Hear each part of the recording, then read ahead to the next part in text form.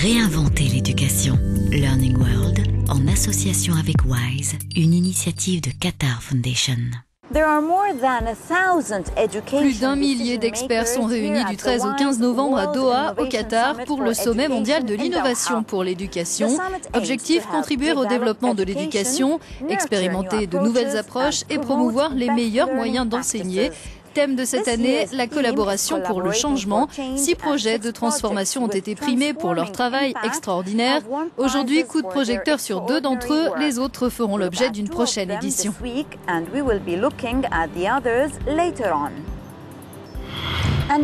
Et tout de suite, un ancien producteur de cinéma affirme avoir trouvé l'inspiration aux côtés des enfants les plus déshérités du Cambodge.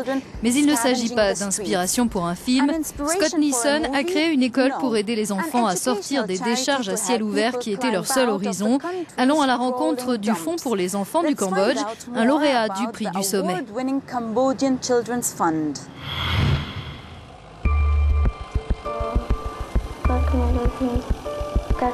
Ma famille est très pauvre. Mes parents ne parvenaient pas à nous nourrir, alors ils nous ont amenés à Steung Minche. C'est une grande décharge à Phnom Penh, pour que l'on reste avec notre grand-mère.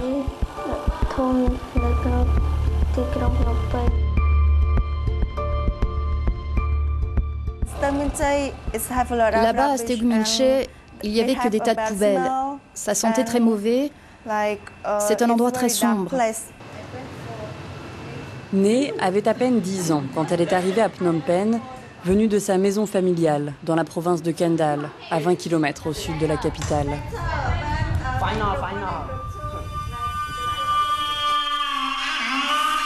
Elle a vécu à la décharge de Steung Minche pendant 6 mois, jusqu'à que le Fonds pour les enfants l'accueille et lui donne la chance dont elle rêvait, celle de pouvoir aller à l'école.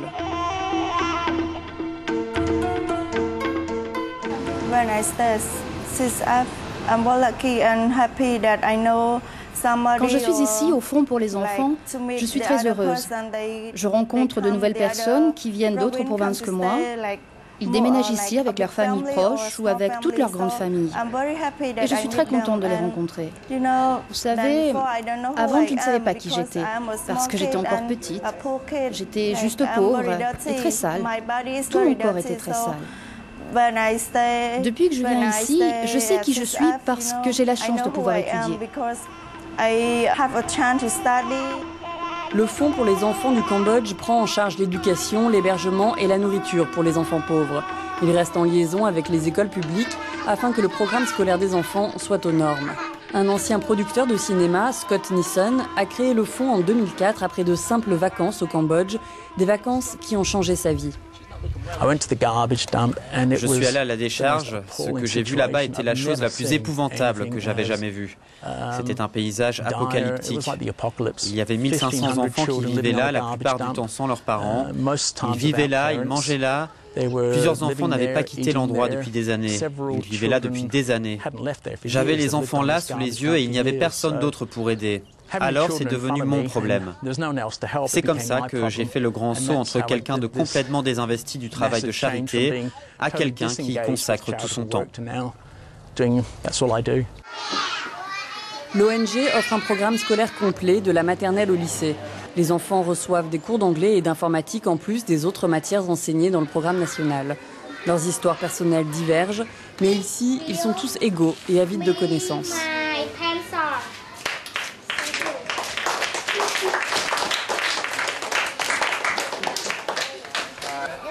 Je veux apprendre l'anglais pour pouvoir communiquer avec les autres.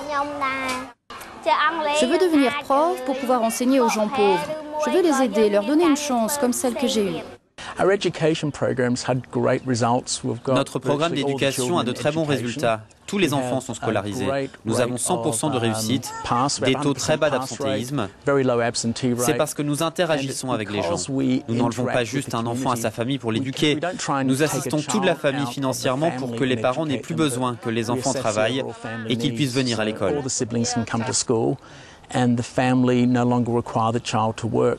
suis un exemple de la manière dont il est possible d'aider, même si tu ne peux pas déménager toutes les maisons ou déplacer tous les gens ici. Mais chacun a l'opportunité de faire la différence. Et ça coûte si peu de le faire. Ça coûte 1 centime d'envoyer un enfant à l'école. Le Fonds des enfants du Cambodge a été créé il y a 8 ans. À l'origine, 87 enfants avaient pu être accueillis pour recevoir une éducation, être logés, nourris et soignés. Aujourd'hui, l'ONG s'occupe de plus de 1200 enfants, élargissant ses services aux familles et autres personnes dans le besoin.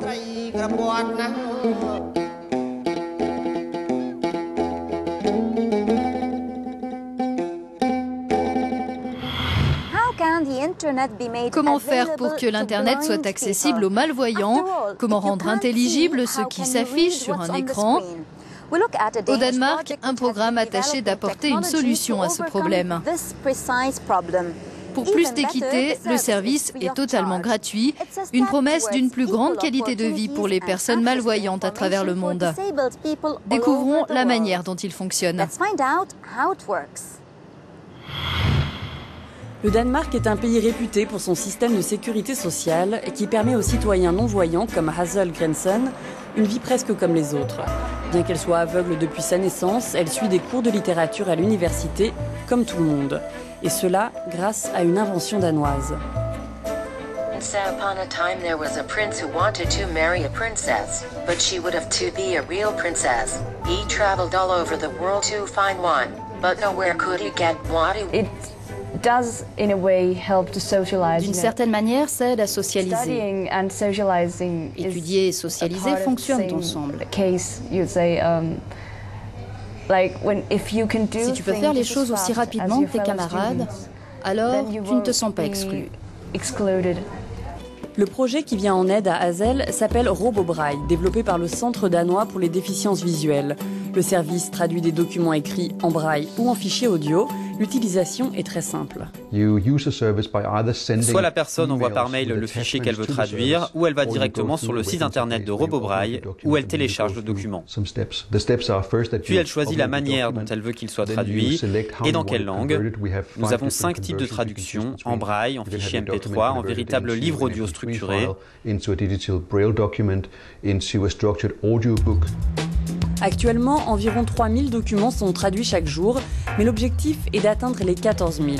Selon la taille du document, la conversion sera plus ou moins rapide. Il faut compter 3/4 d'heure pour le dernier Harry Potter et un peu moins de 2 heures pour le nom de la rose.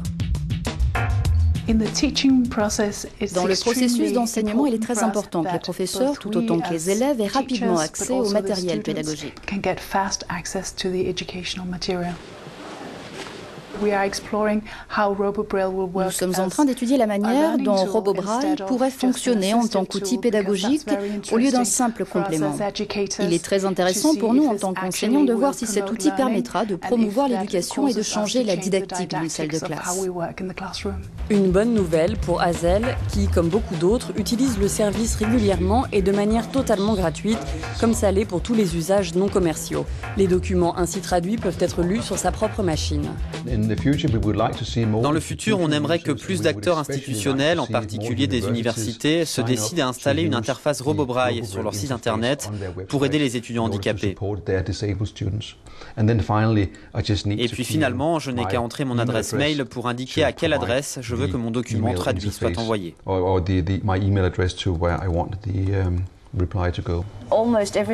Presque tout est devenu aussi accessible que possible.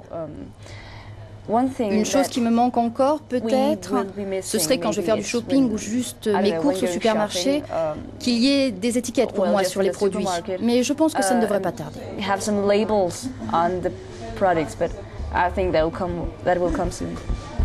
RoboBraille a été adopté par de nombreux pays. Le service est actuellement accessible dans une dizaine de langues européennes.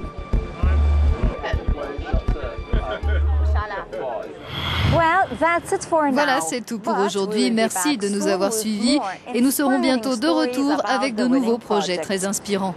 N'hésitez pas à nous écrire via les réseaux sociaux. À bientôt. Learning World, en association avec WISE, une initiative de Qatar Foundation.